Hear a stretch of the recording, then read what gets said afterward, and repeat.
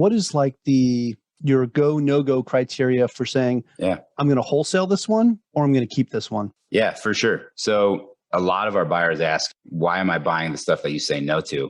And my answer is because we're at different places in our investing journey and what we're looking for.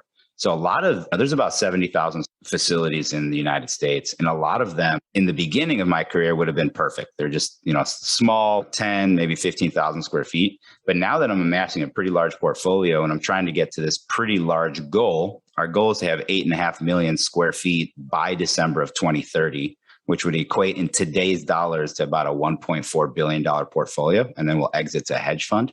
To get to that number, I can't keep buying these tiny facilities, 10, 15,000 square feet. So here's my back of the napkin go, no go criteria. Number one, it needs to be a minimum of 35,000 square feet day one. Number two, within 18 months, I need to be able to expand the facility with the available land that it comes with to get up to 65,000 square feet.